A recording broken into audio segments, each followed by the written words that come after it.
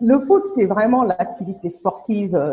J'ai fait du foot parce que je suis issue d'une fratrie de 7 personnes, donc Mhm. avec des garçons, des parents, père et mère enseignants, où nos activités tournaient autour des études et puis du sport. Et donc avec ma Wow. sœur, comme on allait faire le sport avec mon frère, on s'est retrouvés comme ça à faire du football. Des télécoms, je vais dire que c'est plutôt je ne vais pas dire un accident, mais bon, ça arrive dans la vie. Mhm. Rien ne me prédestinait au télécom. Je suis mathématicienne de formation. Donc, OK. j'aurais pu finir dans le calcul scientifique, dans des salles de marché, et de très fortes chances dans l'enseignement. Mhm. L'anecdote que je donne souvent aux personnes, c'est que je suis de papa et de maman enseignants. Mhm. Alors, en grandissant, on les entendait tout le temps dire, ah, on espère que nos enfants ne seront jamais enseignants. Donc, quelque part, j'ai fait mes études. Après chaque classe, on dit voici la classe suivante. Mhm. Et à un moment, quand il faut faire face à la vie professionnelle, ben, on se pose des questions, qu'est-ce qu'on va faire?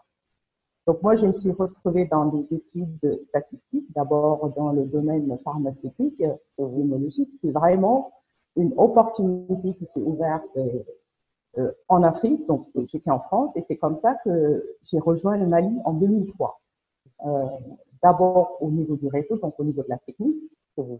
Et c'est des moments de doute, parce que comme j'ai dit, quand on fait des mathématiques, qu'on arrive chez un opérateur, on n'a pas sa place. Ce n'est pas comme maintenant où aujourd'hui, quand quelqu'un sort avec un diplôme de mathématiques ou de statistiques, je veux dire des postes de responsable, d'ingénieur big data, d'analyste, on en cherche partout, parce que demain, c'est la donnée, et aujourd'hui, l'analyse de données, c'est quelque chose qui est reconnu et qui est nécessaire dans les entreprises. Moi, en 2003, quand je suis rentrée, je quitte ce monde-là des études, je me retrouve chez l'opérateur. Au niveau du réseau, je faisais toujours des études. Mais voilà, on n'est pas vu de la même manière quand on regarde un ingénieur télécom pur et dur. Euh, donc, j'ai commencé par le réseau, je me suis retrouvée à la stratégie, c'est toujours les études, hein, c'est Mhm. très bien. Je me suis retrouvée au marketing, il y avait encore des chiffres, c'est excellent. Et au fur et à mesure, on se rend compte que ben, les chiffres, on arrive à les faire parler, à écouter les gens, à arriver à les traduire en plan d'action au sein de l'entreprise.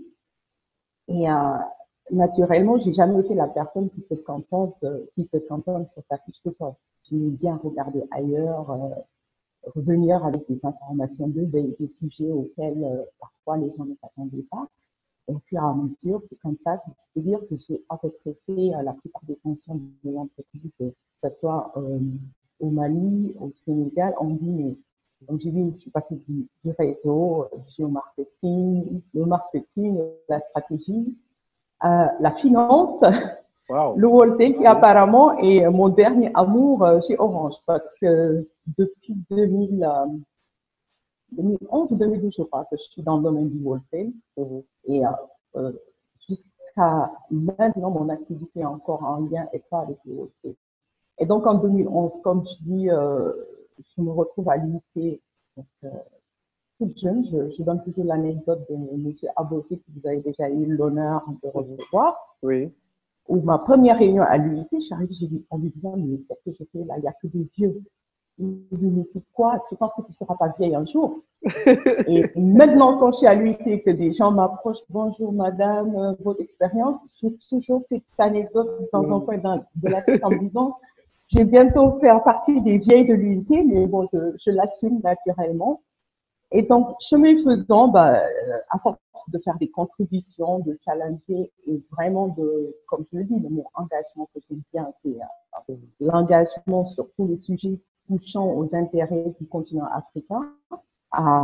J'ai eu l'honneur d'avoir été nommée donc en 2013 présidente du groupe de travail sur tout ce qui était collectivité Internet internationale. Oui. On a pu faire une première recommandation sur comment faire baisser les tarifs de l'Internet international.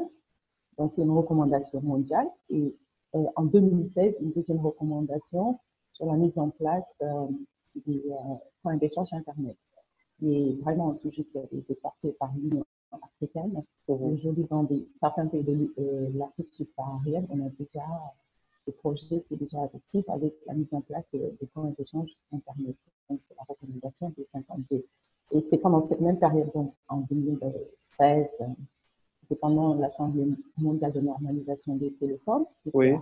à Mehmet en Tunisie, où j'ai eu l'honneur d'être également nommée vice-présidente au sein de la commission d'études de droit à Genève, de